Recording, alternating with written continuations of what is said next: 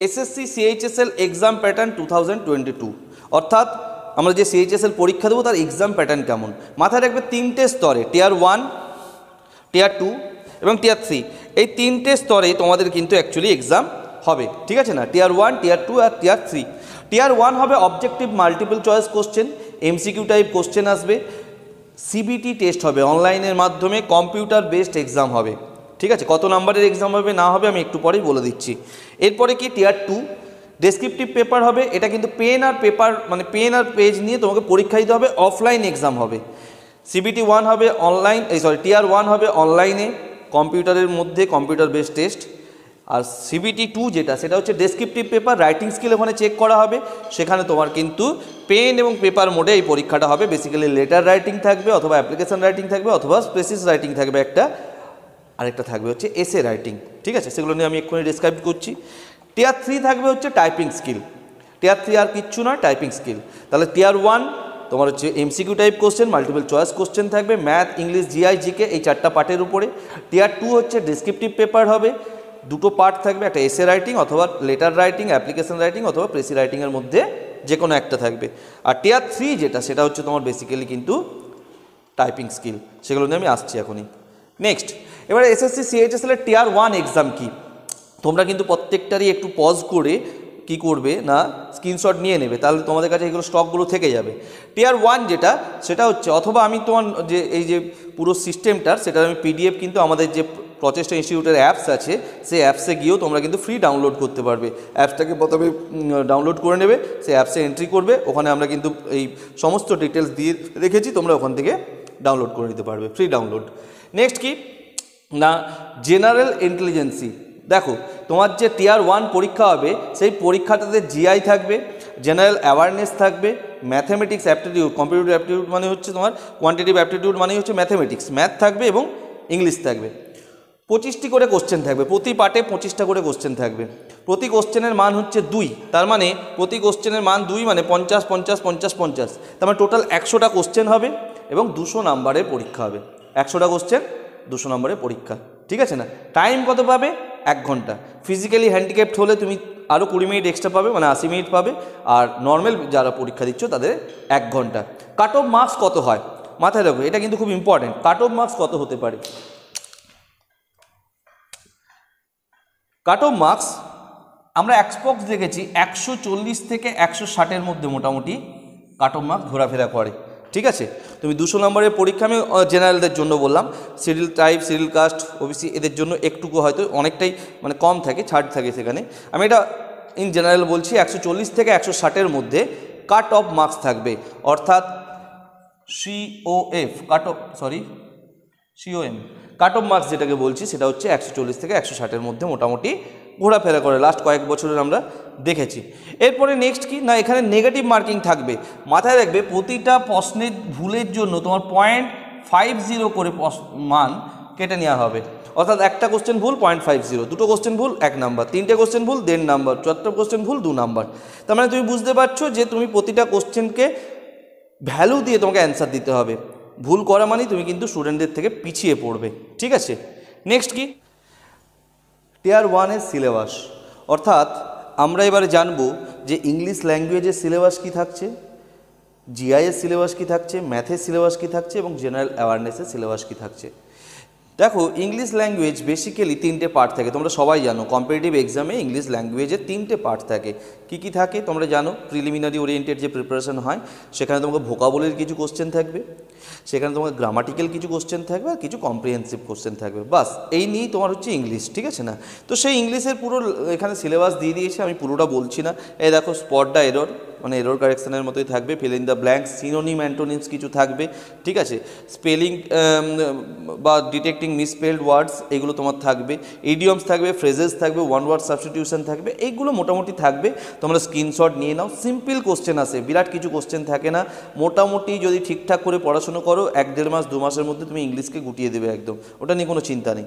Next GI general ইন্টেলিজেন্সি, জিআইয়ের আন্ডারে তোমরা জানো যে বেসিক কনসেপচুয়াল যে সমস্ত টপিকগুলো থাকে সেইগুলোই থাকবে, আলাদা কিচ্ছু থাকবে না।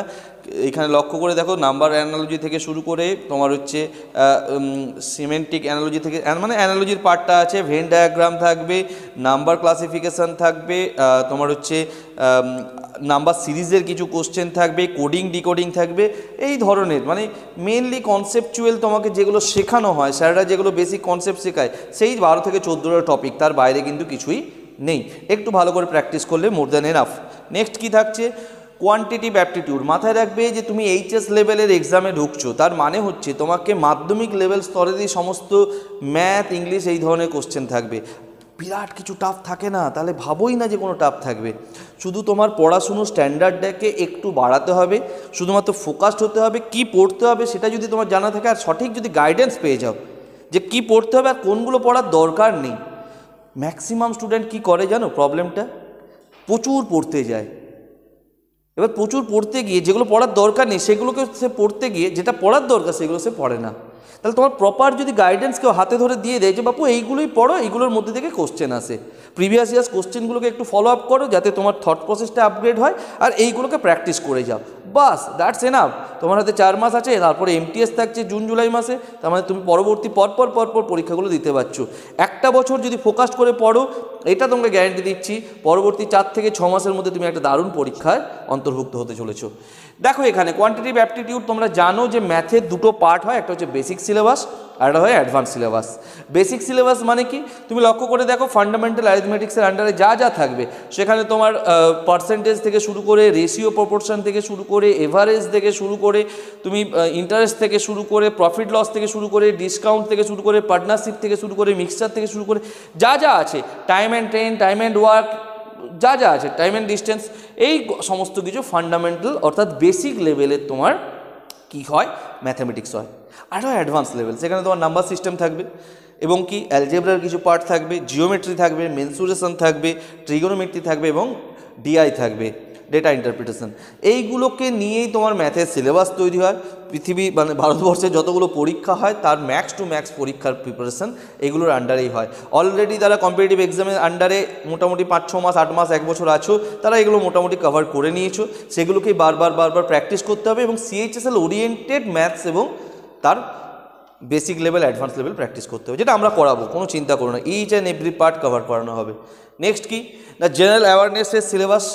জেনারেল অ্যাওয়ারনেসের সিলেবাসে বেসিক্যালি তোমাকে হিস্ট্রি, কালচার, জিওগ্রাফি এবং সায়েন্সের পার্ট, এইগুলোকে নিয়ে জেনারেল অ্যাওয়ারনেস তৈরি হয়। সেটাই দেখো এখানে দিয়েছে, হিস্ট্রি, কালচার, জিওগ্রাফি, ইকোনমিক্সটাও থাকে, ইকোনমিক্স, পলিটি থাকে, হ্যাঁ, general policy, static awareness, Indian GK এবং সায়েন্টিফিক। এখানে জেনারেল সায়েন্সটা বলেনি, কিন্তু জেনারেল সায়েন্সেরও কোশ্চেন থাকবে। তাহলে এই হচ্ছে তোমার জেনারেল অ্যাওয়ারনেসের কোশ্চেন সেট, ঠিক আছে না? তাহলে এটা হয়ে গেল আমাদের টিয়ার 1-এর সিলেবাস কী কী হয় সেই সম্পর্কে ডিটেলস। টিয়ার 1 আমার কভার হয়ে গেল। এবারে চলে যাচ্ছে টিয়ার 2। দেখো এসএসসি সিএইচএসএল-এর টিয়ার 2-র পরীক্ষা কী কী হবে না, মেনলি তোমার এখানে কিন্তু 3টে জিনিস মাথায় রাখতে হবে। 1 নাম্বার, এটা পেন পেপার মোডে হবে, অর্থাৎ পরীক্ষার হলে যেতে হবে এবং পরীক্ষার হলে গিয়ে তোমাকে কোশ্চেন অ্যান্সার লিখে আসতে হবে। 2 নাম্বার হচ্ছে 100 নাম্বারের পেপার হবে, 2টি কোশ্চেন আসবে, প্রতিটা কোশ্চেনের মান থাকবে 50, আমি এখনই দেখাচ্ছি। আর সেকেন্ড জিনিস হচ্ছে এখানে কোনো নেগেটিভ মার্কিং নেই, অর্থাৎ তুমি টিয়ার 1-এ যেমন নেগেটিভ মার্কিং ছিল 0.50 করে, টিয়ার 2-তে কোনো নেগেটিভ মার্কিং নেই, কিন্তু মিনিমাম তোমাকে 33% নাম্বার পেতেই হবে। মিনিমাম 33% নাম্বার তোমাকে অবশ্যই তুলতে হবে তোমার রাইটিং স্কিলে, ঠিক আছে? কি রাইটিং স্কিল আসবে চলো দেখি, রাইটিং স্কিল কী আসবে। এই দেখো রাইটিং স্কিলের যে টপিকগুলো থাকবে সেটা হচ্ছে এসে রাইটিং, 200 থেকে 250টা ওয়ার্ডের মধ্যে তোমার এই কোশ্চেনটা আসবে, ঠিক আছে না? মানে লিখতে হবে আর কি, তোমাকে এসে যেটা দেবে, এসে মানে হচ্ছে প্রবন্ধ রচনা, সেটা ইংরেজিতেই তোমাকে লিখতে হবে, 200 থেকে 250 ওয়ার্ডের মধ্যে তোমাকে করতে হবে। কোন কোন টপিকের উপরে আসবে আমি সেটা এখনই বলছি। সেকেন্ড কোশ্চেন থাকবে হচ্ছে লেটার রাইটিং অথবা অ্যাপ্লিকেশন রাইটিং অথবা প্রেসিস রাইটিং, এখানে প্রেসিসটা বলেনি, প্রেসিস রাইটিং, ঠিক আছে? তো প্রেসিস রাইটিংটাও মানে তোমার হচ্ছে লেটার রাইটিং হোক বা অ্যাপ্লিকেশন রাইটিং হোক, এটা 150 থেকে মোটামুটি 200 ওয়ার্ডের মধ্যে তোমাকে লিখতে হবে। এই দুটো কোশ্চেনের মান হচ্ছে একটা 50, এটা 50, 50, 50, 100। টাইম পাবে 1 ঘন্টা, 1 আওয়ার, 1 ঘন্টার মধ্যেই তোমাকে কিন্তু রাইট ডাউন করতে হবে, ঠিক আছে? মিনিমাম 33% নাম্বার অবশ্যই দরকার, নাহলে তুমি কোয়ালিফাই করতে পারবে না, ওকে? এছাড়াও কি আছে না, এছাড়া হচ্ছে এই যে এসে রাইটিং, তার বিষয়গুলো কী কী থাকবে। এক হচ্ছে ন্যাশনাল ইন্টারেস্ট মানে জাতীয় স্বার্থ, অর্থ এবং অর্থনীতি, পরিবেশগত সমস্যা, রাজনীতি, সামাজিক সমস্যা, স্কিম ও গভর্নেন্স, খেলাধুলা, প্রযুক্তি, ভূ রাজনীতি, পরিবেশগত উদ্যোগ ইত্যাদির সাথে সম্পর্কিত হবে।